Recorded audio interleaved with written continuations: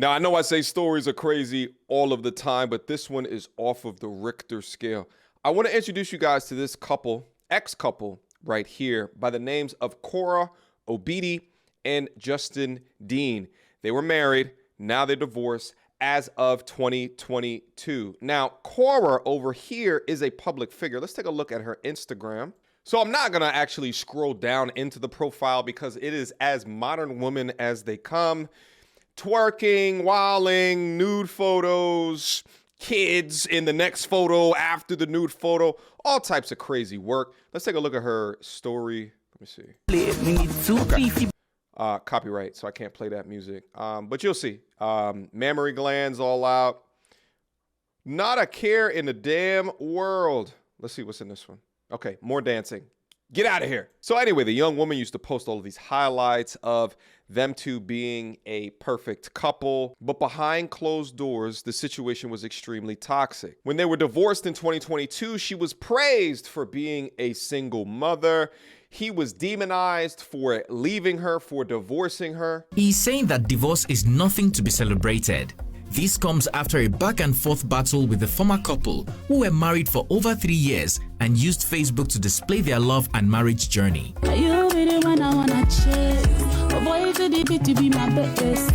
Just days after welcoming their second child, Justin Dean dropped a bombshell and publicly announced he was divorcing Cora in March of 2022. It turned out that Cora is the one who eventually filed for divorce after he walked out on her, leaving her with a then 2-year-old daughter, June, and a newborn who was barely 5 days old at the time. So I'm gonna be 100% committed to taking care of my newborn and myself. Because the mama is good, baby's good. His sudden move raised a mixed reaction and flood of emotions among their fans and everyone who came across their story. Many believe this was the straw that broke the camel's back for Cora to take a bold step and end the marriage by filing for divorce. But in a violent twist and turn of events, the ex-husband, years later, finally drops a bombshell of why he chose to leave. Now, as you watch this video right here, think about the words that she said. Think about the aura that she created. Oh, I just have to take care of this baby alone because the man just chooses to be and do what a man does, which is just to leave with no provocation. Cora went to Nigeria for our friend's wedding, 5 months pregnant, and slept with this woman's fiance. So she was sleeping around while pregnant with my child, and I saw the text messages that they took from his phone. And here they are. I removed names to protect the people that told me about this. Pregnant? Seems like you've improved your skills. Cora, did you just insult me? Abibu, whatever. It feels like you were reaching my womb. What? Okay. You was punching the baby's skull?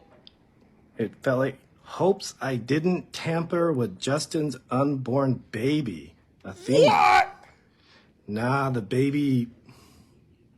You want to talk about a level of disrespect to insinuate that you don't want to tamper with the unborn. Mind you, at 5 months, you're showing. You're showing. The guy already has a fiance. You're showing.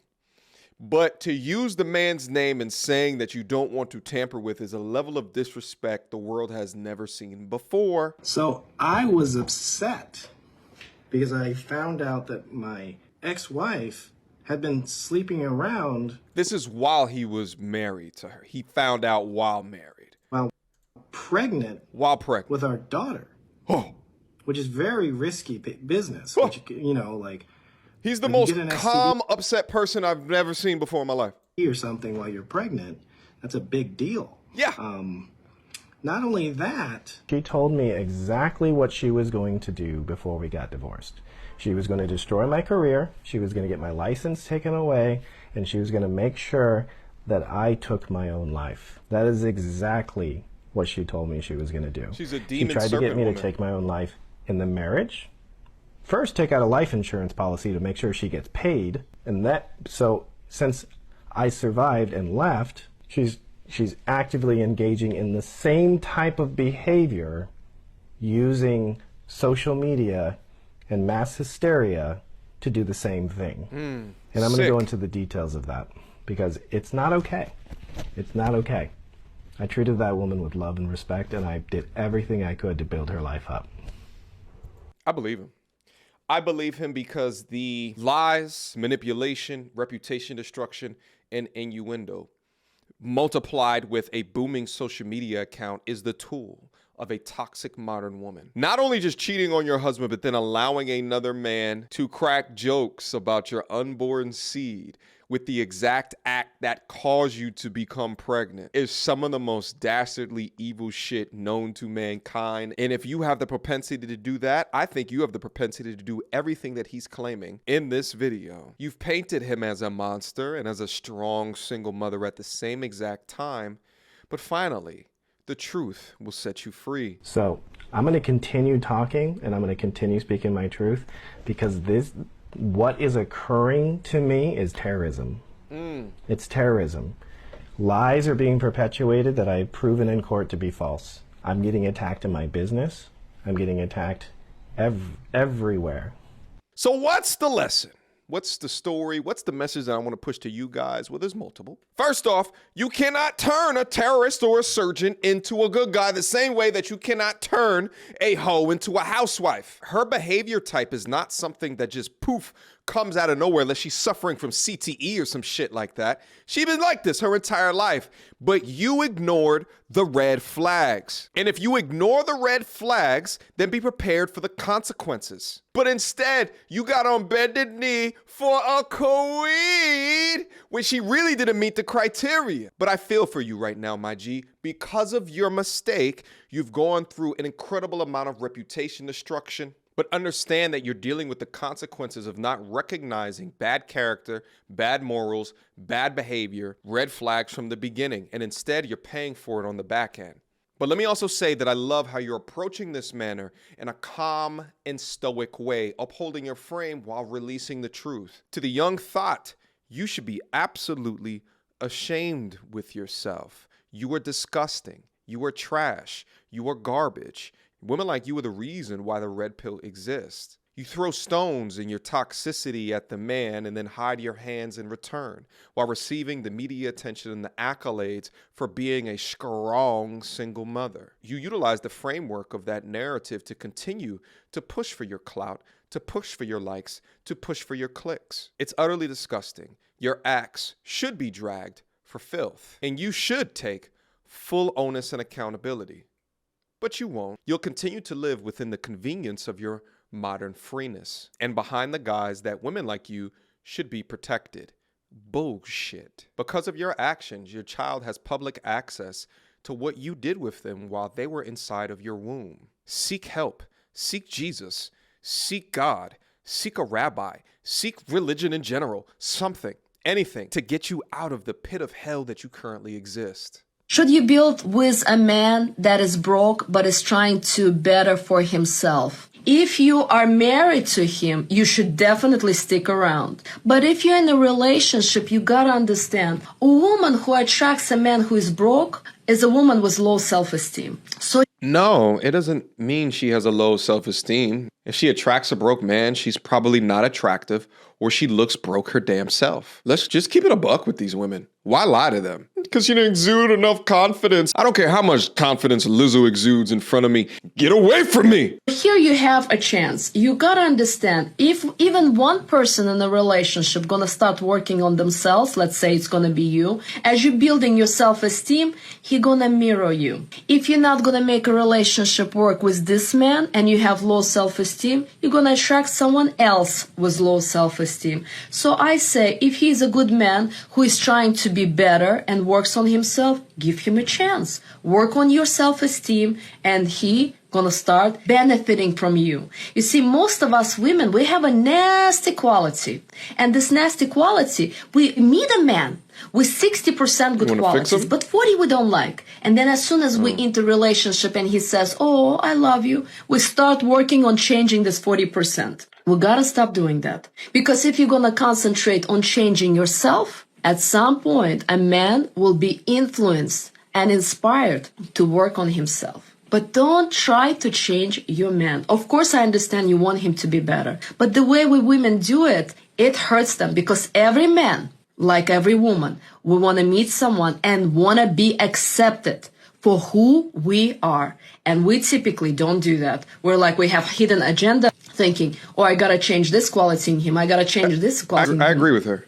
And that kills all motivation. I actually agree with what she was saying at the end in regards to changing somebody. And I also agree with a component of what she was saying regarding mirroring and the idea of that like attracts life. If you are an awesome person, you're more apt to attract awesome people. If you're a shit person, you're more apt to attract shit people. But lying to the women as if you can change your confidence to attract different things, it's just a common mantra with these more female-focused relationship experts and spiritual lecturers, because they want to focus on what can be a variable, but it's not actually the truth. Because changing your confidence is easy, but if you were to change other things that put you in much more marriageable space, such as your association with men, your femininity, your levels of inspiration towards that man, so forth and so on, and you add into that biological beauty, then you're more so apt to not only just attract, but then retain these same men. I gotta change this quality in him. And that kills all motivation. How much I love you, right? Yeah. And how I always, treasure the time I have with you. Yeah. Now you're my world. I got my last name changed. I'm now Jordan Grimley-Musto. Look at my jersey. George. At center, number 75, Lyndon Lopez. I love you so much, Dad. Oh, God, I love you.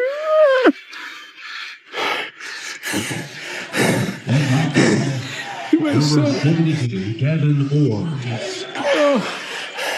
I love you. I'm okay. I'm okay. Here's this. These are papers for divorce. And it's very sad. I don't understand how 8 years of trying my best to love somebody and fight for them and put up with so much abuse can just be wiped out with little papers. It's not easy. And as much as I know that this needs to happen, it still hurts. Because I never wanted this. I actually did love him. And I know how can you love somebody that does those things to you? I don't know. I don't know why. Maybe I see brokenness in people, and I know that we can all be better people and heal if we want to. I'm sad. It's this. This is the dreams that I had for us as a family and as husband and wife, and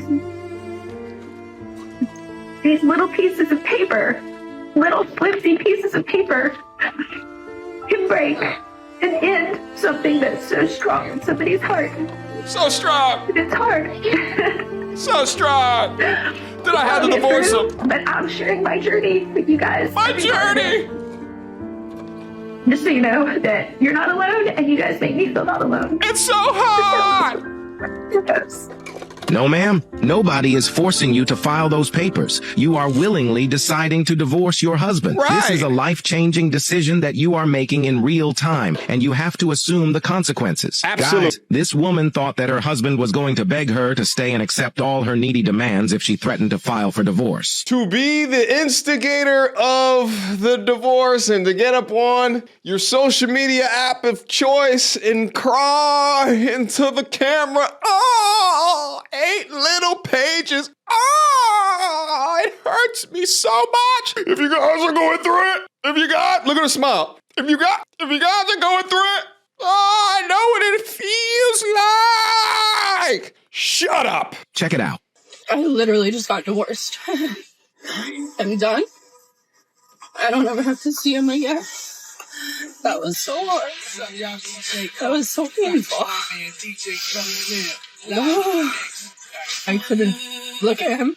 I couldn't say hi. I couldn't say bye. I just walked away.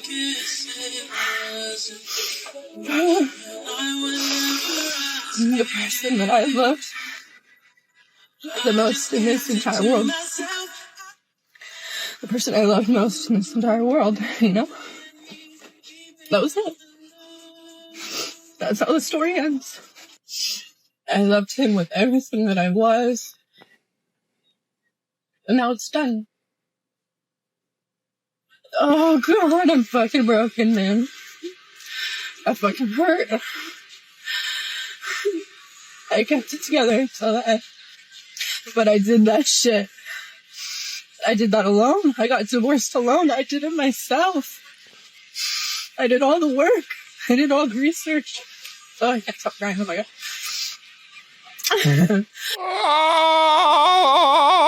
Oh, congratulations. You know how to read. Oh, no fault divorce. Oh, okay. Oh, I can get some alimony too. Oh, shit. Oh, I did it all on my own. You want a goddamn gold star? You want a goddamn medal? That you can do it on your own? What else can you do? Tie your shoelaces and chew some bubble gum at the same goddamn time? Huh? Now I need to get my own place and pay bills. Oh, how will I ever pay my own bills? The electric, the gas, the water, the garbage. How? Oh, am I gonna have to learn how to do that too? Give me a break. Why do women like this want commendations for doing adult things? Boggles my mind.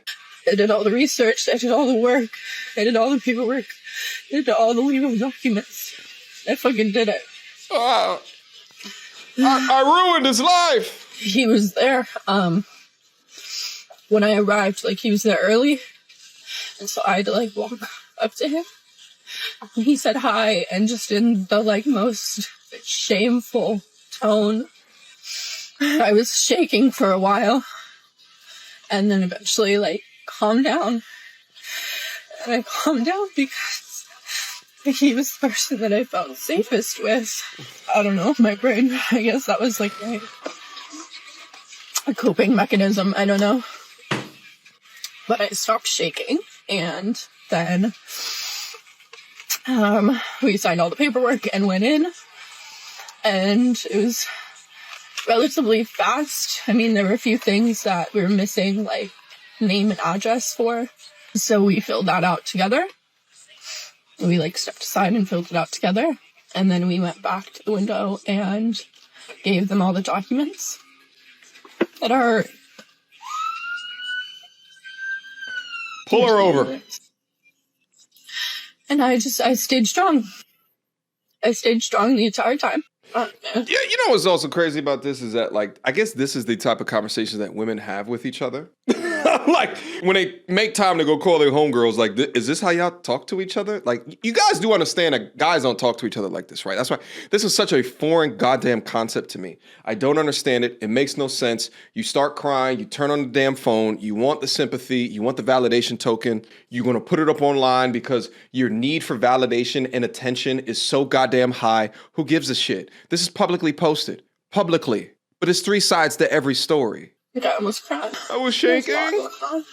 But I'm going to go to the pier. I'm just going to sit at the beach and take a few deep breaths. That was so hard and sad. Not as hard as that wall that you're about to hit. A cute elderly couple walked by